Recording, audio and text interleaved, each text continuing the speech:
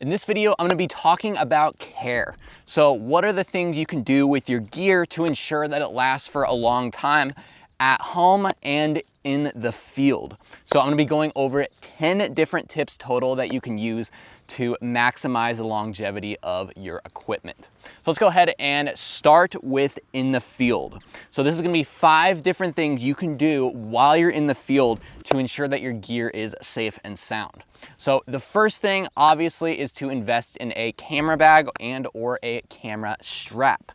A camera bag is different than a normal backpack, and that's one thing that I honestly didn't even understand when I first started photography. I thought you can just throw your camera in any old bag.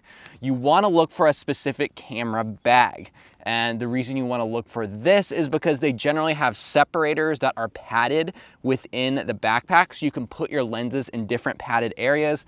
They usually also have a bit more padding on the outskirts of the bag, so if you drop your bag, it's not going to impact the gear as much.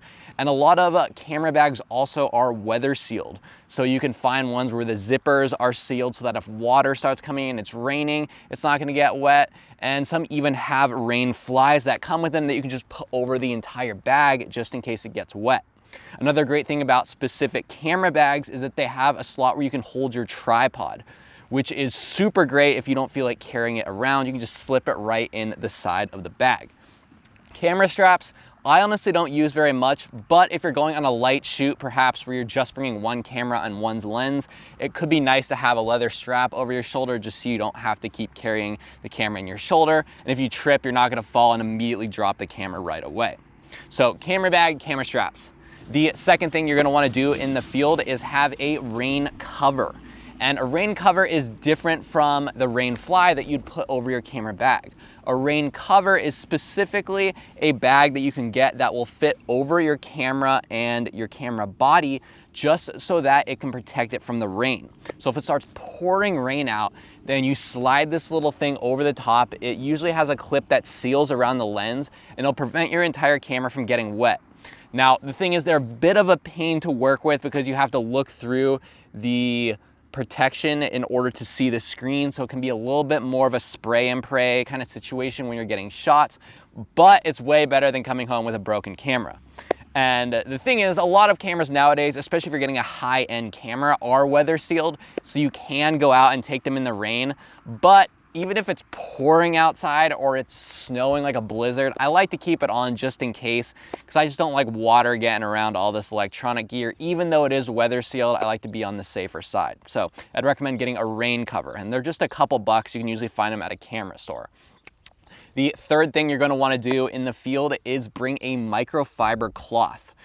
And microfiber is definitely different than a towel. The microfibers are able to pick up and absorb water droplets and dust much better. And the main reason you're going to want to use this is to wipe off your lens. So that way, if it's raining out or if it's misting out, you can wipe off the front of your lens and not have to worry about getting those water droplets in your shot. And believe me, if you're standing in front of a waterfall fairly close, you're gonna have a lot of mist coming in, so you might have to wipe it down after every single shot and then quickly shoot again and then wipe it down again. So bringing a microfiber cloth can be a lifesaver instead of just working with whatever shirt you're wearing or your jeans and trying to wipe off a lens.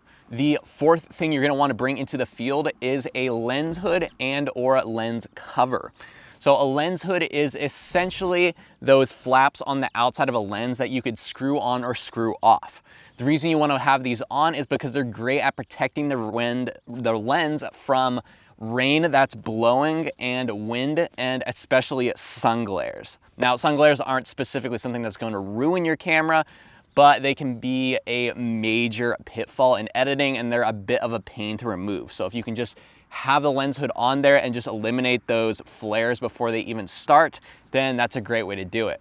And like I said before, they're especially great for blowing rain. It'll make sure it won't get on your lens and it'll keep it protected. The final thing that you can bring into the field to protect your camera gear is a tripod weight and or spikes. So a tripod weight is something you put under your tripod, and if you buy a specific kind of tripod, some will have a hook that's hanging right off the middle section, and there you could hang something up. like your backpack, for example. And this will go ahead and prevent your tripod from blowing over in the wind. This is especially important if you do a lot of self-portraits where you're running off into the distance and leaving your tripod by itself for a couple minutes. You're not going to be there to grab it if a giant wind gust comes over and knocks it over. Another great thing is camera tripod spikes.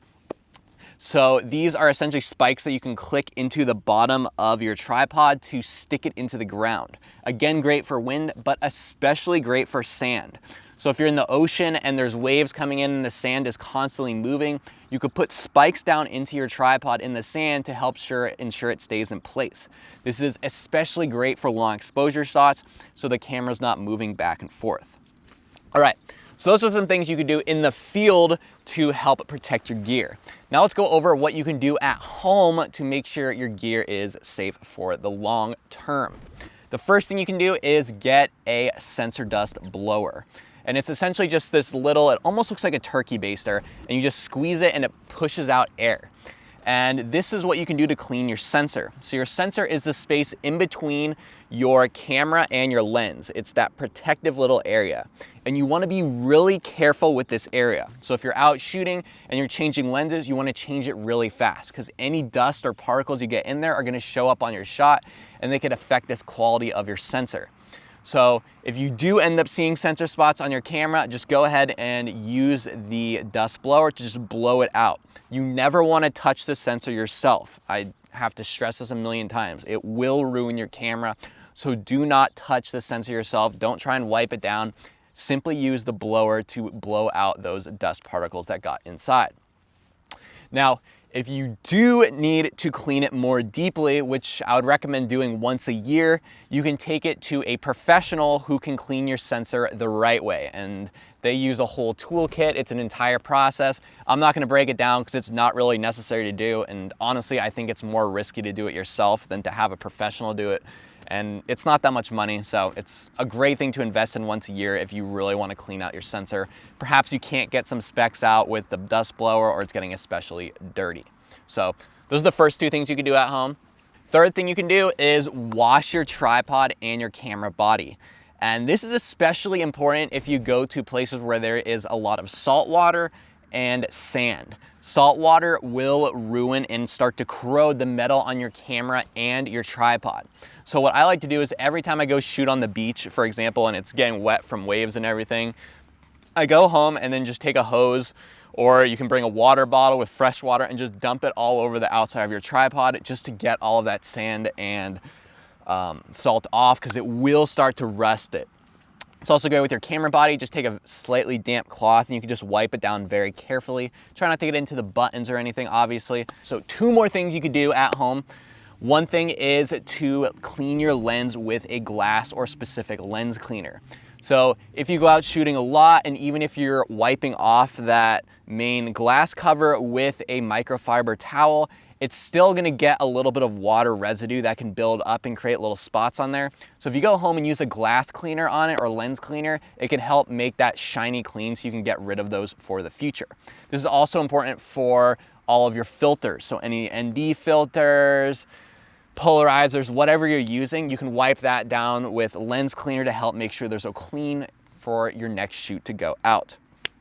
Especially important for video. If you're shooting any video, you really want to shoot with clean lenses because it's really difficult to remove sensor spots in post-production with video work. All right, so the final thing you could do to protect your gear, and this is the most important thing, is to get insurance. So use some kind of policy that will cover all of your gear if an emergency happens. Say you drop your camera, say it gets stolen out of your car, say you crash your drone. It's nice to know that it is covered in the event of something happening. So highly recommend getting insurance. I use a policy called State Farm, and it's the personal article policy. It's probably the best policy that I have found. I'm using about $15,000 worth of gear right now, and it's about $25, $30 a month. So I'd highly recommend them as a service if you are looking for some type of gear to use. And no, I'm not endorsed by them. I've just used them for a few years and had good luck with working with them. All right, so those are the things you can do to protect your gear in the field and at home. And honestly, my main philosophy with gear is to take a little risk with it, you know, be a little bit risky, go out there. Don't walk around with your lens cover over the front of your camera all the time. Just be ready for things to happen and, you know, put your camera in a bit more risky situations, because honestly, that's how you're gonna get the best shots. So don't be too careful with your gear, but also don't be dumb with it. So that's what I have to say about caring for your gear. Let's go ahead and move into the next video.